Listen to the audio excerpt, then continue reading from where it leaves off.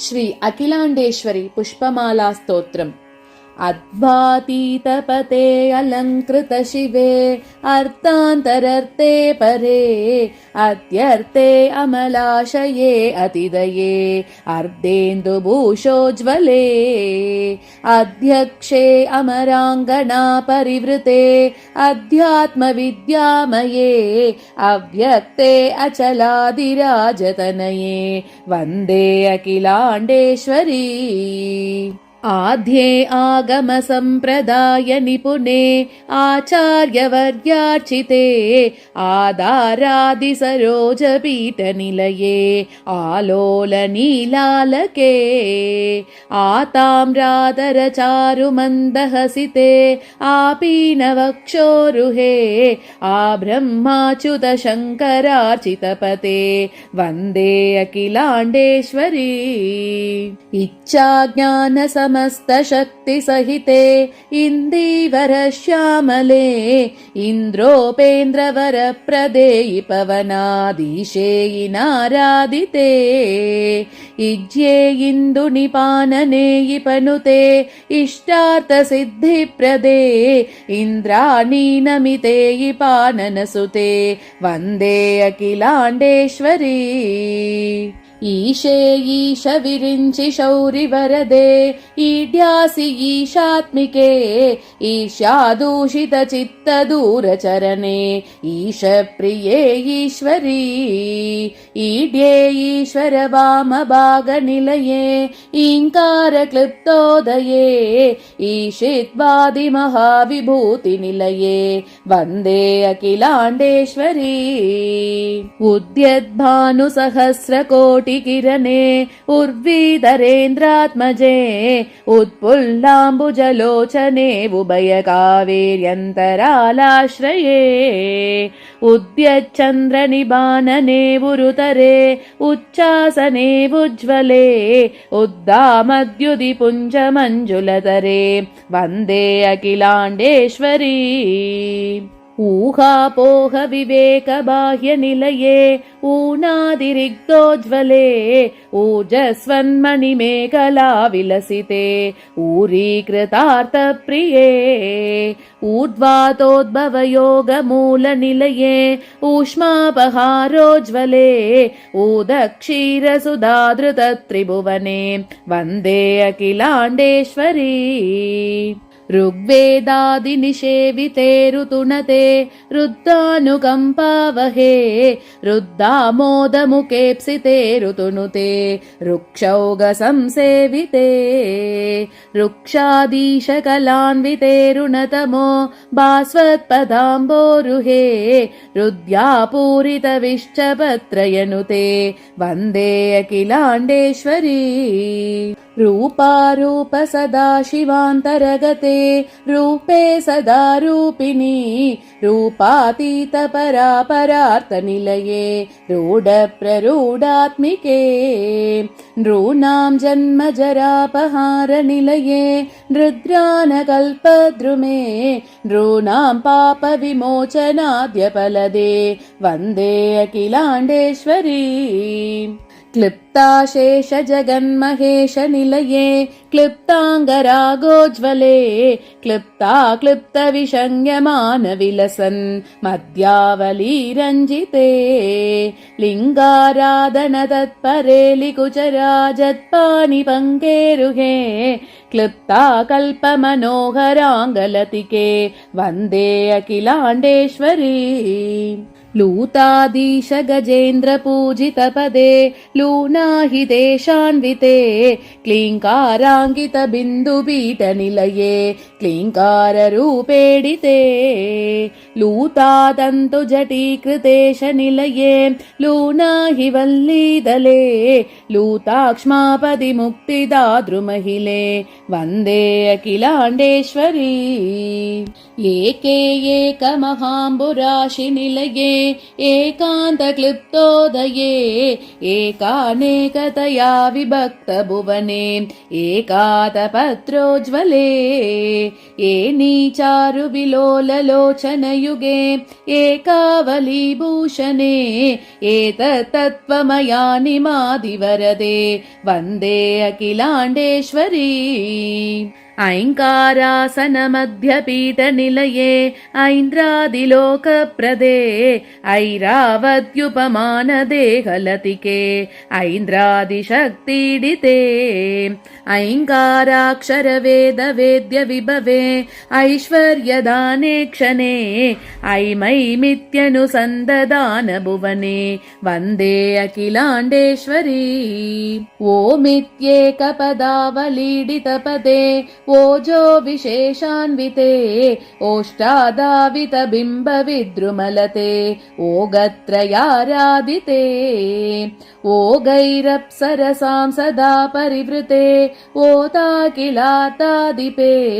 ओजो राजितवाग्विभूतिविनुते Vande Akhilandeshwari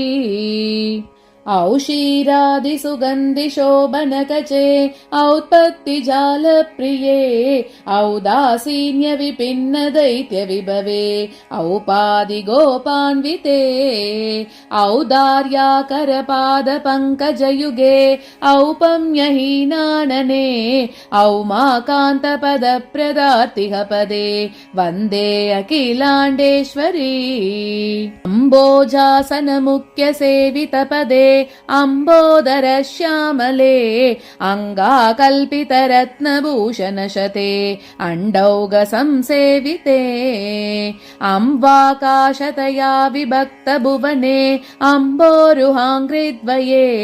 आह्नायान्तकसूदनप्रियतमे Vande Akhilandeshwari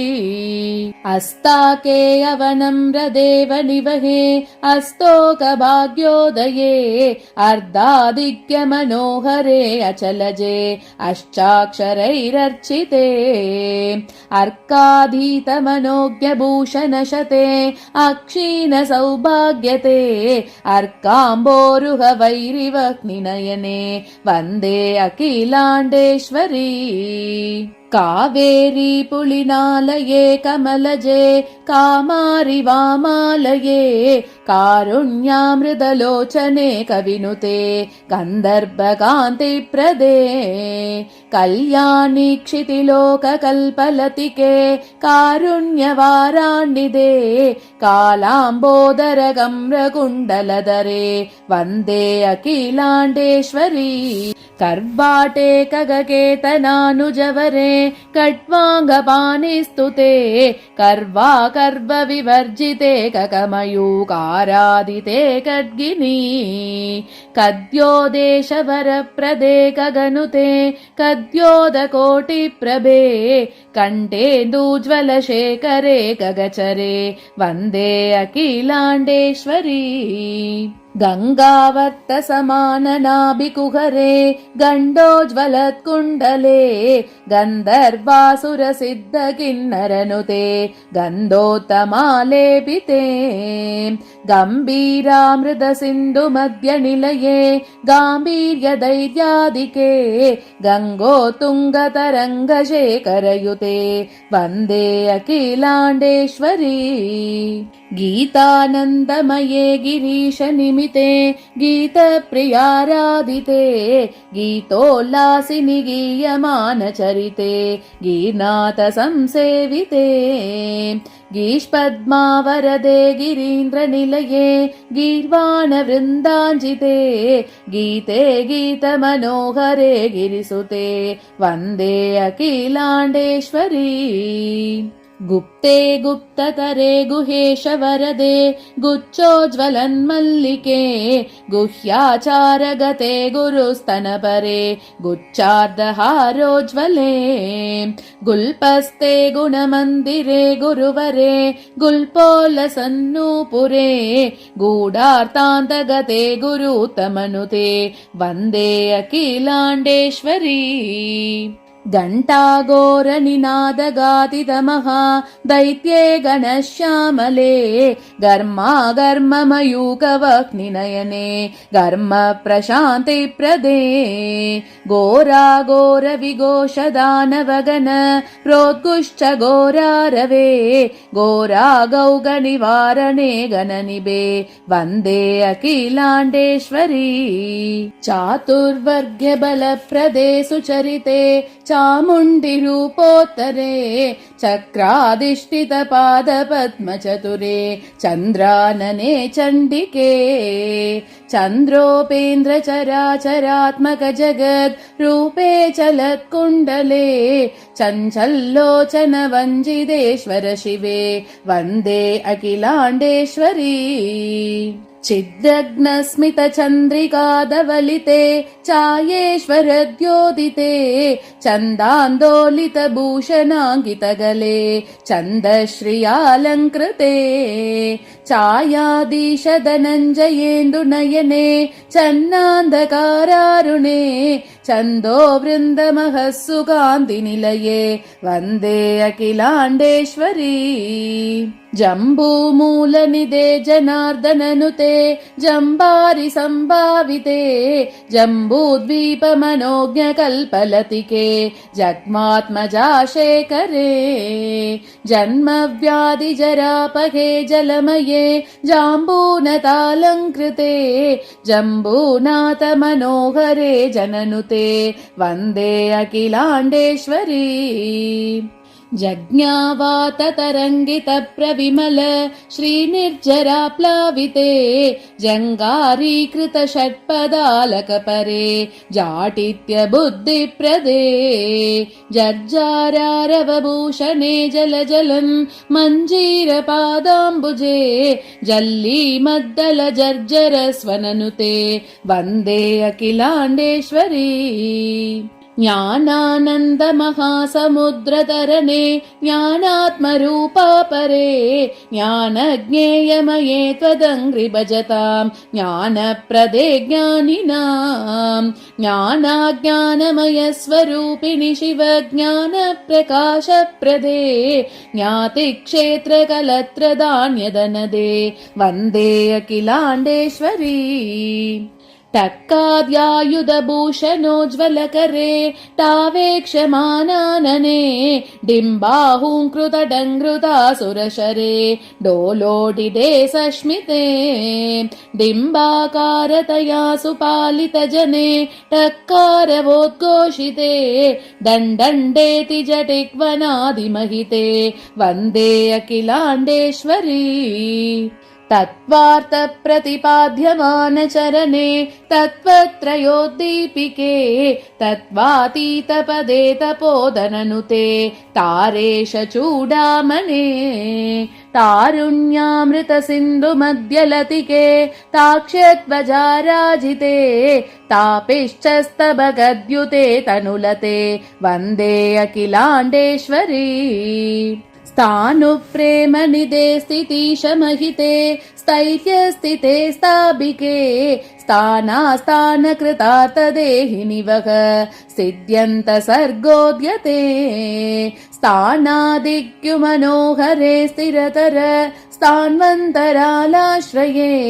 स्थूलाकोचरदर्शने स्थितिमये Vande Akhilandeshwari दाक्षाचारवरप्रदे दमयुते दक्षे दयाङ्गूरिते दान्ते द्रष्टृमनोहरद्विजवरे दन्तावलाराधिते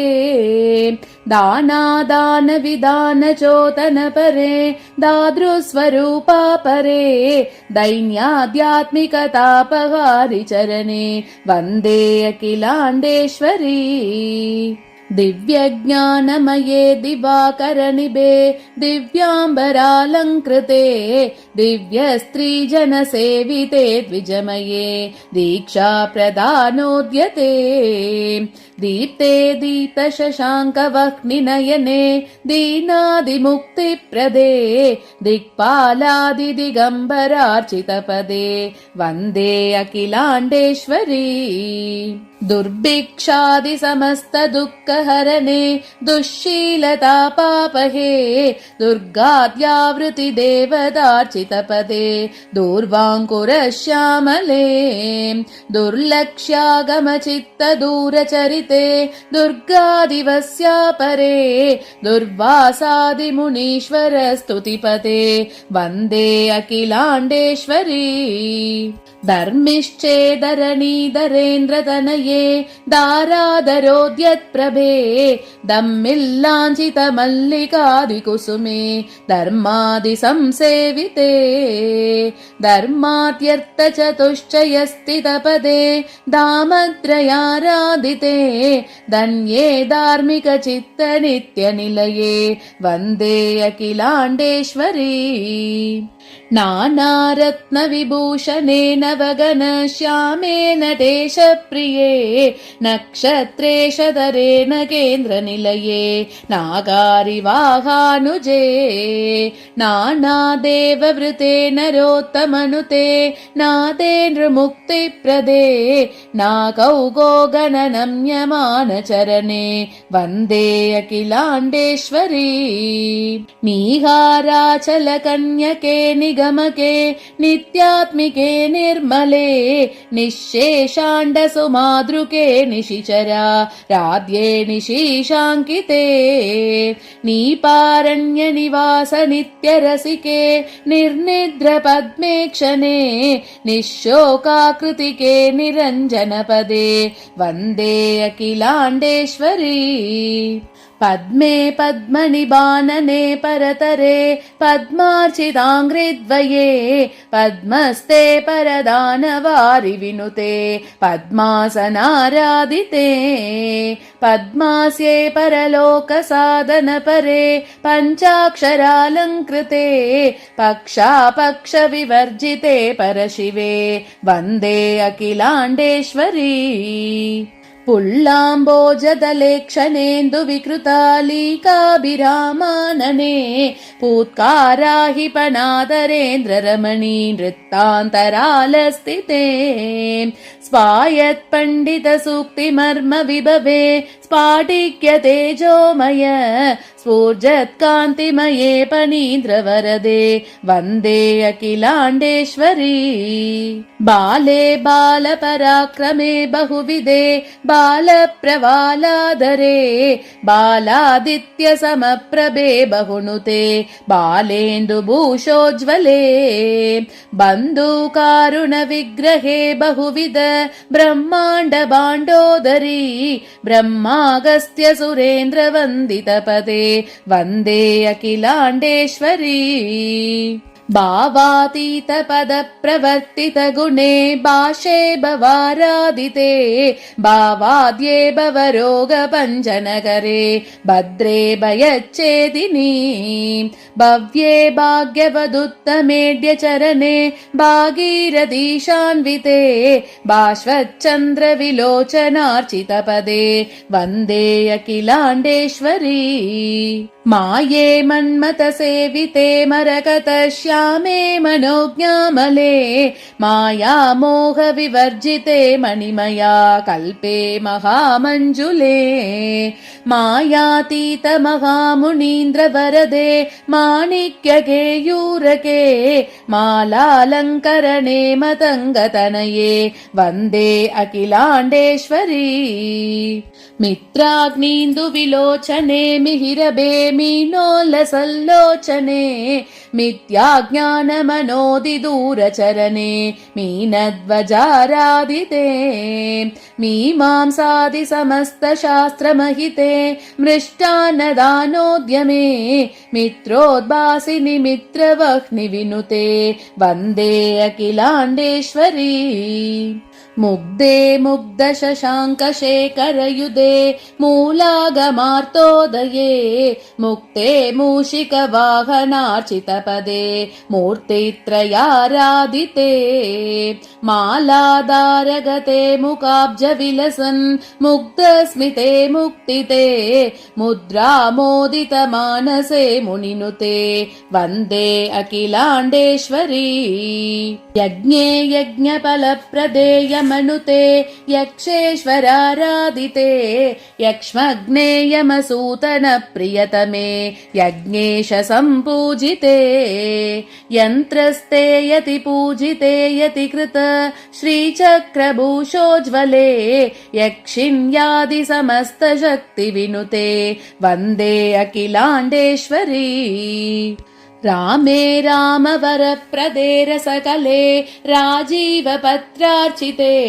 रागाचन्द्रनिबेरमार्चितपदे राजाधिराजानदे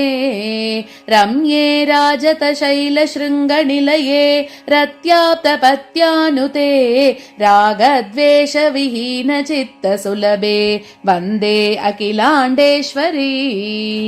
लावण्याम्बुनिदे ललाटनयने लम्बोदराराधिते लाक्षारञ्जितपादपद्मयुगले लम्बालकोद्भासिते लङ्केशारिनुते लयोद्भवकरे लक्ष्मीपदीड्यप्रिये